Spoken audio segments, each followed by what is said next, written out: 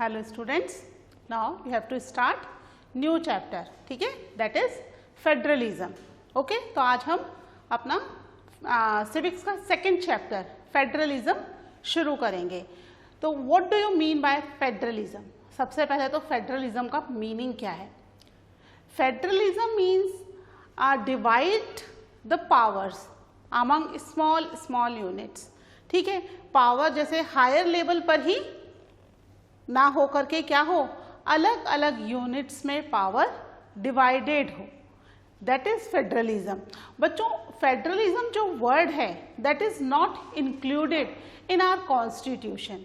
ठीक है, लेकिन हमारा जो सिस्टम है गवर्नमेंट का that is based on the federalism. इसमें क्या होता है, अगर एक कंट्री है, ठीक है, मान लीजिए दिस इज कंट्री इंडिया, है ना, इसने अपनी पावर जो है अपने छोटे छोटे जितने भी स्टेट्स थे उन स्टेट्स को डिस्ट्रीब्यूट कर दी. यानी पावर इसने ना रख करके क्या की, पावर का डिस्ट्रीब्यूशन हो गया, जिससे क्या हो, वर्क स्मूथली चल सके. ठीक है, जितने भी स्टेट हैं इंडिया में उन सब में पावर का डिस्ट्रीब्यूशन हो गया. फिर इन स्टेट्स ने क्या किया, इन स्टेट्स ने अपने यहाँ पर जो भी छोटे छोटे डिस्ट्रिक्ट्स हैं या विलेजेस हैं उनके अंदर पावर का डिस्ट्रीब्यूशन कर दिया, जिससे क्या हो सके, स्टेट गवर्नमेंट का वर्क भी प्रॉपर चल सके. ठीक है, सभी स्टेट्स ने. तो क्या हुआ कि जो पावर थी, जो सेंट्रल गवर्नमेंट के पास पावर होनी चाहिए थी, है ना, सेंट्रल गवर्नमेंट ने अपना बर्डन जो है वो कम कर दिया. थोड़ा सा बर्डन किसको दे दिया, स्टेट गवर्नमेंट को दे दिया. इससे क्या होगा, वर्क प्रॉपरली चलेगा.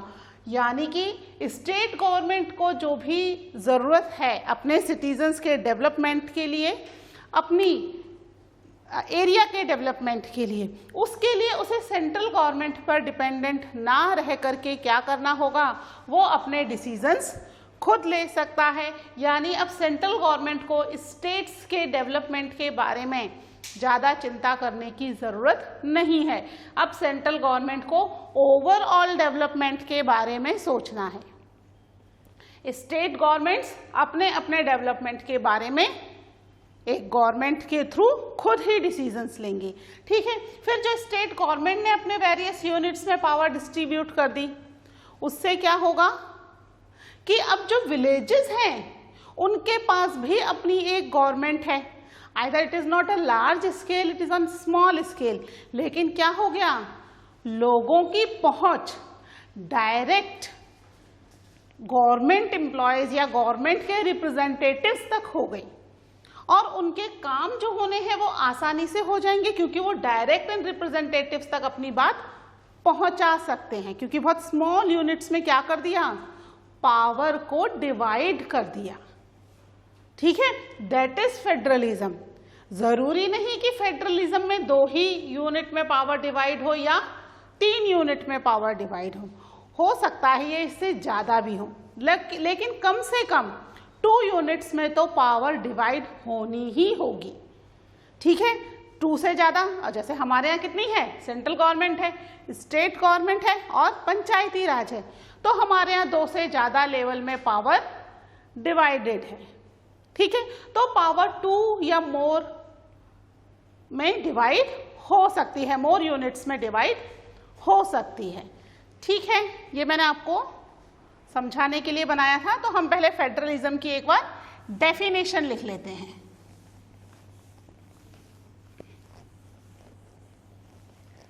समझ में आया आपको पावर का डिवीजन? पावर का डिवीजन होने से क्या होगा, वर्क करने में बहुत आसानी रहती है. अब जैसे मान लीजिए स्कूल का एग्जाम्पल ले लेते हैं, है ना.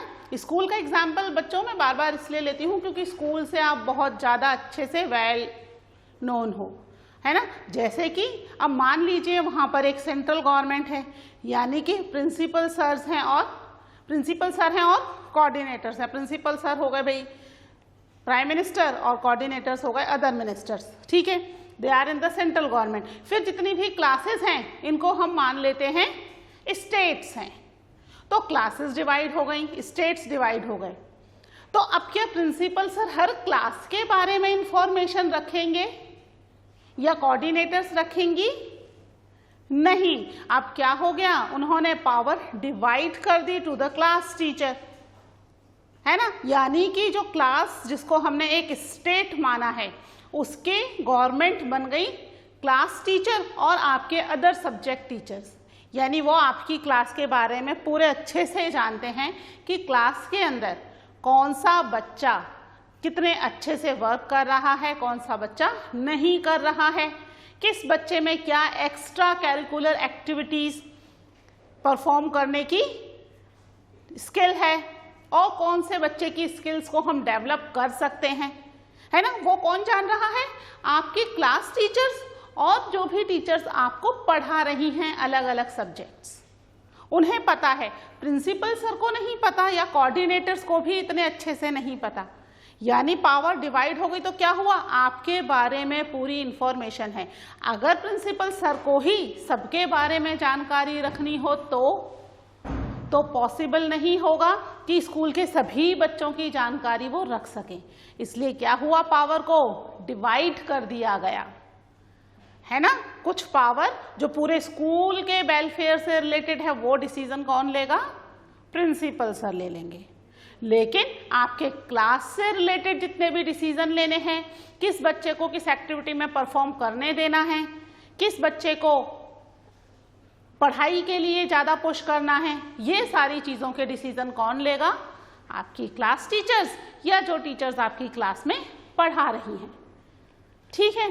तो उन्हें ज़्यादा अच्छे से पता है। यानी आपके जो स्टेट नाम की क्लास है उसके डिसीजन वही गवर्नमेंट लेगी जो गवर्नमेंट आपको जानती है ना। ओवरऑल कंट्री का डेवलपमेंट का डिसीजन वो लेगा जो ओवरऑल कंट्री के लिए रिस्पॉन्सिबल है। जो कि हमने स्कूल को अगर कंट्री माना है तो प्रिंसिपल जो है वो लेंगे इसके बारे में प्रॉपर डिसीजन। ऐसे ही कंट्री के लिए है ना। एक कंट्री में प्राइम मिनिस्टर्स हैं, फिर पावर डिवाइड कर दी स्टेट्स में, और स्टेट जो है अपना वर्क प्रॉपरली अपनी स्टेट के बारे में पूरी चीज़ें प्रॉपरली जानता है, उसके अकॉर्डिंग वो क्या कर रहा है, डेवलपमेंट की प्रोसेस को आगे बढ़ा रहा है। ठीक है, तो फेडरलिज्म क्या है वो हम देख लेते हैं। सबसे पहले हम लिख लेते हैं फेडरलिज्म की definition.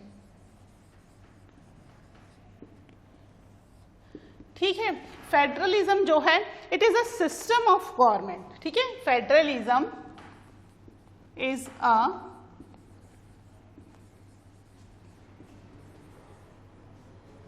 system of government in which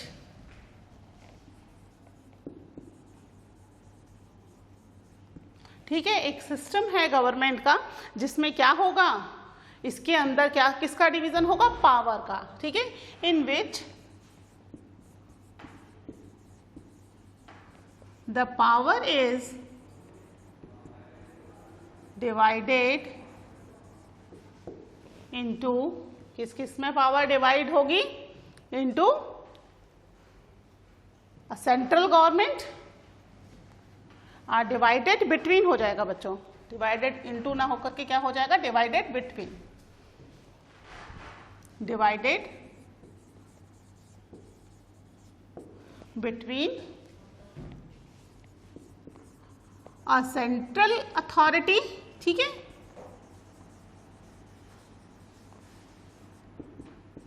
and various constituent units। ठीक है, और कई सारे constituent units में पावर का डिवीजन हो जाएगा। ठीक है, constituent units of the country।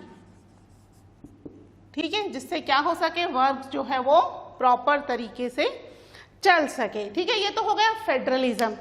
ठीक है, अब एक होती है यूनिटरी गवर्नमेंट, यानी जहां पर पावर का डिवीजन है वो तो हुआ फेडरलिज्म। जहां पर पावर का डिवीजन नहीं है वो क्या होती है, दैट इज यूनिटरी गवर्नमेंट।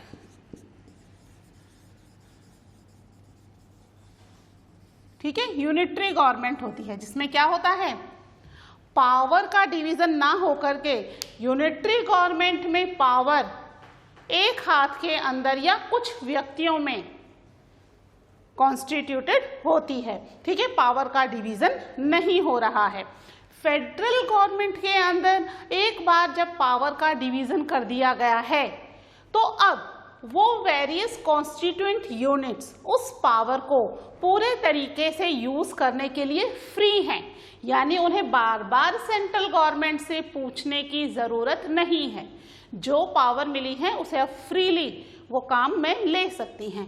लेकिन यूनिटरी गवर्नमेंट में ऐसा नहीं होता है।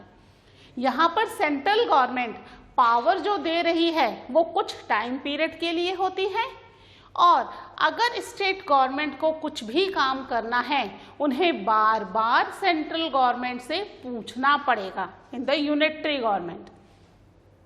ठीक है, यानी कि स्टेट गवर्नमेंट एक तरीके से सेंट्रल गवर्नमेंट की सबऑर्डिनेट के रूप में काम कर रही है। ठीक है, जबकि फेडरल गवर्नमेंट में स्टेट गवर्नमेंट सेंट्रल गवर्नमेंट की सबऑर्डिनेट नहीं होती है। ठीक है, फर्क पता चला। यहां पर एक ही लेबल है गवर्नमेंट का, यहां मोर देन 2 और मोर देन 2। ठीक है, एटलीस्ट 2 तो होंगे ही या उससे ज्यादा भी हो सकते हैं। यहां केवल एक ही लेबल है। ठीक है, यहां स्टेट गवर्नमेंट सबऑर्डिनेट नहीं है, यहां स्टेट गवर्नमेंट सबऑर्डिनेट है। फेडरल में स्टेट गवर्नमेंट डिसीजन के लिए सेंट्रल गवर्नमेंट पर डिपेंडेंट नहीं है, यहाँ पर डिपेंडेंट है। ऐसे ही अगर हम फाइनेंशियल बात करें तो सेंट्रल गवर्नमेंट को कुछ फाइनेंशियल ऑटोनॉमी होती है, यानी कुछ टैक्सेस स्टेट गवर्नमेंट खुद कलेक्ट करती है जिसको वो अपने अकॉर्डिंग अपने स्टेट में खर्च कर सकती है। जबकि यूनिटरी गवर्नमेंट में ऐसा कोई भी फाइनेंशियल ऑटोनॉमी नहीं होती। जो भी खर्चा करना है स्टेट गवर्नमेंट को वो सेंट्रल गवर्नमेंट की परमिशन के बिना नहीं कर सकती है। ठीक है, ये डिफरेंस है between unitary government and federal government. ठीक है, तो हम यहाँ पर बात करेंगे अबाउट द फेडरल गवर्नमेंट। ठीक है, यूनिटरी गवर्नमेंट के बारे में हमने केवल डिस्कशन किया है कि क्या होती है, जिससे हमें पता रहे डिफरेंस। इंडिया क्या यूनिटरी गवर्नमेंट है? नहीं, इंडिया फेडरल गवर्नमेंट है। ठीक है, इंडिया के अंदर federal system of government work करता है, यानी यहाँ पावर एक से ज़्यादा लेवल में डिवाइडेड है और स्टेट गवर्नमेंट सेंट्रल गवर्नमेंट के सबऑर्डिनेट्स नहीं हैं। अपने डिसीजन लेने के लिए दे आर फ्री। ठीक है, हम बात करेंगे कौन से डिसीजन लेने के लिए फ्री है और कौन से डिसीजन लेने के लिए फ्री नहीं है। ठीक है, सबसे पहले हम देखते हैं इसके फीचर्स कि फेडरलिज्म के फीचर्स क्या होंगे, कैसे हम पहचानेंगे कि this is a federal government. ठीक है, features of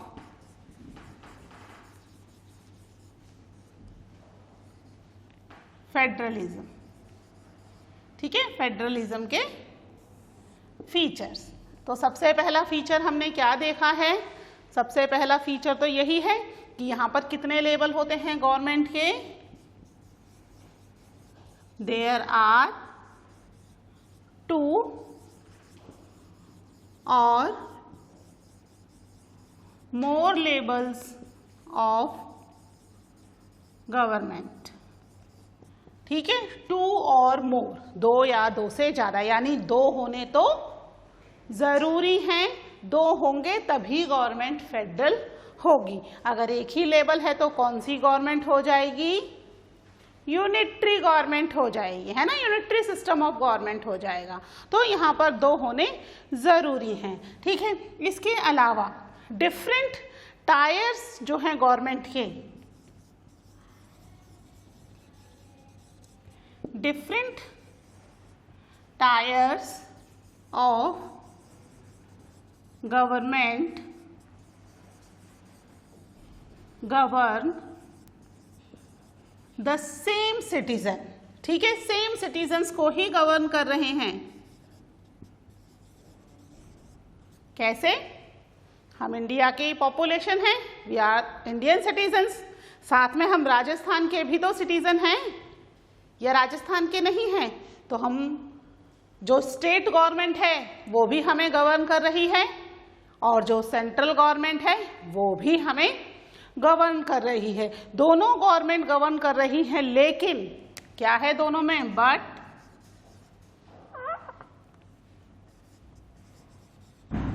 each tier has its own jurisdiction। jurisdiction का मतलब क्या है?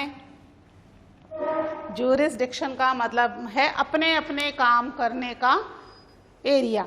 ठीक है, तो दोनों के काम करने का अपना अपना एक एरिया है, यानी किस सब्जेक्ट से रिलेटेड सेंट्रल गवर्नमेंट हमारे लिए डिसीजन लेगी और किस सब्जेक्ट से रिलेटेड स्टेट गवर्नमेंट हमारे लिए डिसीजन लेगी, ये ऑलरेडी डिवाइडेड है, जिससे कि कोई भी कॉन्फ्लिक्ट ना हो। ठीक है, इसीलिए हम लिख रहे हैं कि डिफरेंट टायर मतलब different levels of the government, है ना। हम यहाँ पर लेवल्स ऑफ द गवर्नमेंट को टायर भी कहेंगे कि they are the tiers of the government. ठीक है, तो यहाँ पर different tier of the government same citizen को गवर्न कर रहे हैं, लेकिन ज्यूरिसडिक्शन कैसा है? दोनों का अपना अपना अलग अलग है, आपस में एक दूसरे के काम में वो इंटरफेयर नहीं करेंगे। ठीक है, इसके अलावा जो हमारा कॉन्स्टिट्यूशन है उसका फंडामेंटल प्रोविजन जो है वो एकदम सेफ है। ठीक है, यानी कि अगर कॉन्स्टिट्यूशन में कोई चेंजेस करने हैं तो कोई भी एक level of the government changes नहीं कर सकती है। अगर 2 लेवल्स हैं तो दोनों लेवल के कंसेंट के बाद ही कॉन्स्टिट्यूशन में चेंजेस होंगे, है ना। यानी कि कॉन्स्टिट्यूशन बेसिकली बच्चों क्या होता है, जहां पर 2 या 2 से ज़्यादा लेवल होते हैं वहाँ पर हायर अथॉरिटी कॉन्स्टिट्यूशन हो जाता है। हमने पावर शेयरिंग वाले चैप्टर में पढ़ा था ना कि अब यहाँ पर जो है गवर्नमेंट की पावर के बारे में सारी चीज़ें कौन डिसाइड करेगा? कॉन्स्टिट्यूशन। तो हायर अथॉरिटी कौन है कंट्री के अंदर? That is constitution is the higher authority. और क्योंकि कॉन्स्टिट्यूशन हायर अथॉरिटी है तो कॉन्स्टिट्यूशन के जितने भी रूल्स एंड रेगुलेशंस हैं उन्हें अगर चेंज कर दिया जाएगा तो पावर भी तो चेंज हो जाएगी, है ना। तो उसको कोई भी चेंज ना कर पाए, और अगर करना ज़रूरी है तो उसके लिए एक प्रॉपर प्रोसीजर फॉलो करना पड़ता है। उसके बिना कॉन्स्टिट्यूशन में चेंजेस नहीं किए जा सकते हैं, तभी तो कॉन्स्टिट्यूशन एक सुप्रीम पावर होगा। अगर चेंजेस आसानी से हो सकते हैं तो फिर क्या सुप्रीम पावर, है ना। तो यहाँ पर the fundamental provision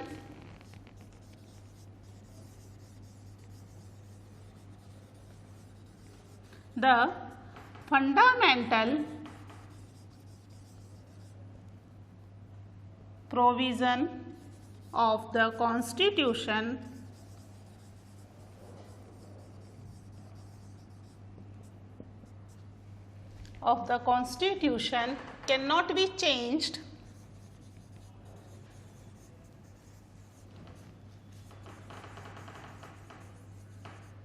by the one level of the government।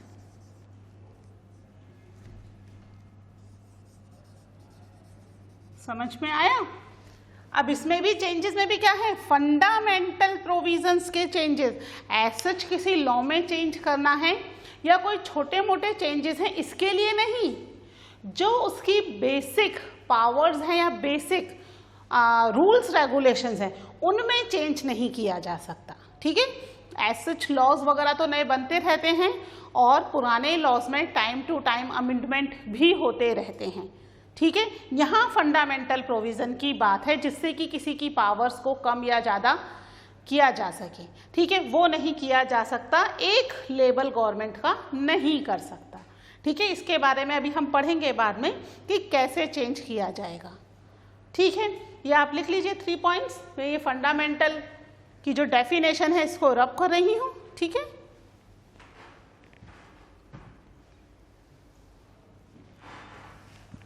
ठीक है, यहाँ मैं रब कर रही हूँ जिससे हम फंडामेंटल के अदर फीचर्स यहाँ पर लिख सकें।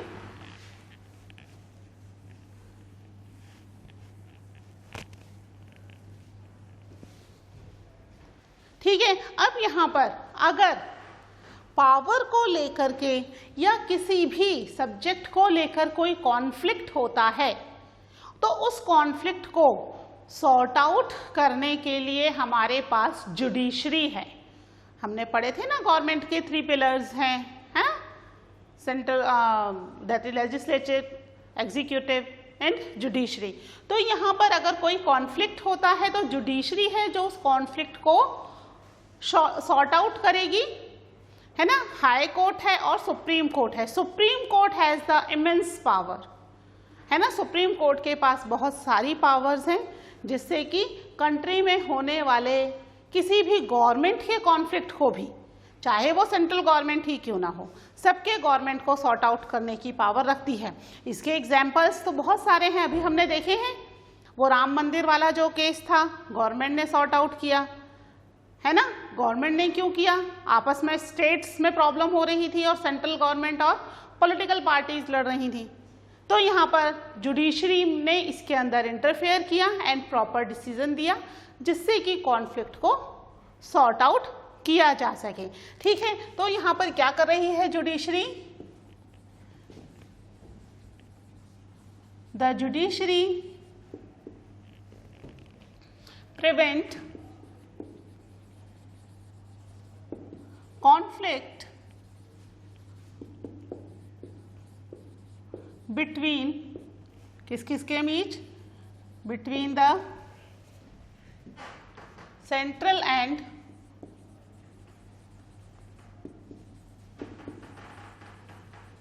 regional मतलब स्टेट में जो गवर्नमेंट है वो। ठीक है, ठीक है, central and the regional government in exercise there powers. ठीक है, जिससे हर गवर्नमेंट का हर लेवल अपनी अपनी पावर को प्रॉपर एक्सरसाइज कर सके, प्रॉपर काम कर सके। ठीक है, इसके अलावा अगर कंट्री के अंदर प्रॉपर वर्क होना है तो वर्क करने के लिए पैसे की भी तो ज़रूरत है, तो प्रॉपर सोर्सेज ऑफ रेवेन्यूज भी यहाँ डिस्ट्रीब्यूट किए गए हैं।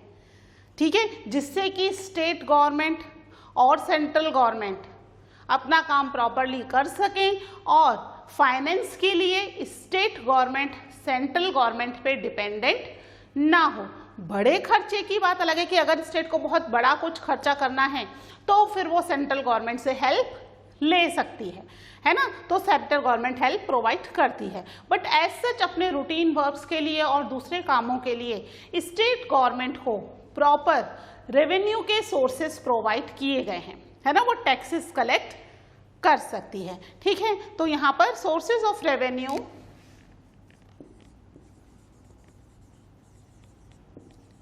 sources of revenue for each level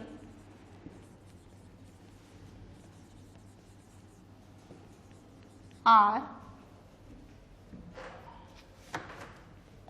clearly specified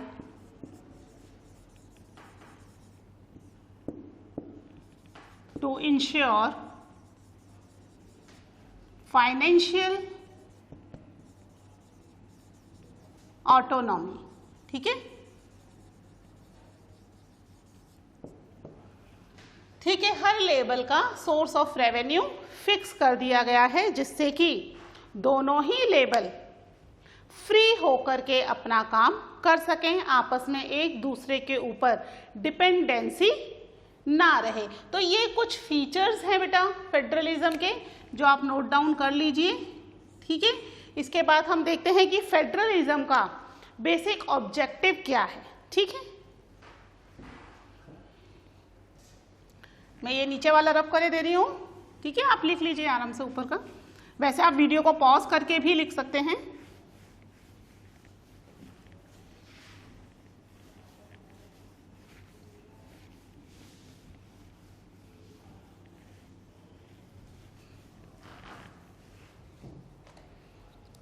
ठीक है, अब हम लिख लेते हैं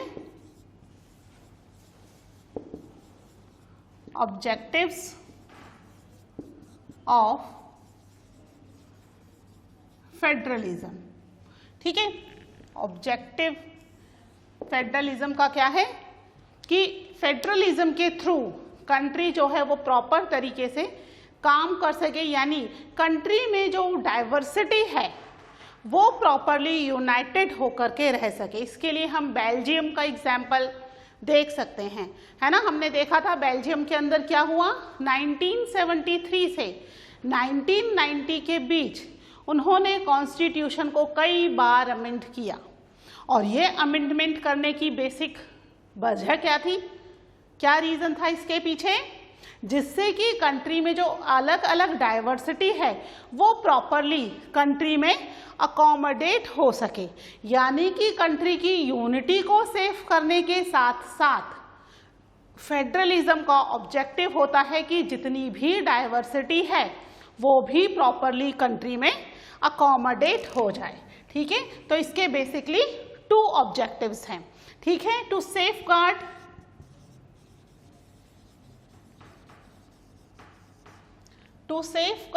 and promotes the unity of the country, ठीक है। और उसके अलावा दूसरा क्या हो गया, टू अकोमोडेट द डाइवर्सिटी, ठीक है। जितनी भी डाइवर्सिटी है कंट्री में उसको प्रॉपरली कंट्री के अंदर अकोमोडेट करना है, चाहे वो रीजनल डाइवर्सिटी हो, लैंग्विस्टिक डाइवर्सिटी हो, ठीक है, कैसी भी डाइवर्सिटी हो उसको कंट्री में प्रॉपरली अकोमोडेट करना ही इनका क्या है, मेन ऑब्जेक्टिव है, ठीक है। ये दोनों ऑब्जेक्टिव भी आप इसके नोट डाउन कर लीजिए। उसके बाद नेक्स्ट लेक्चर में हम मिलते हैं with the new topic of the federalism. Till then, take care. Bye.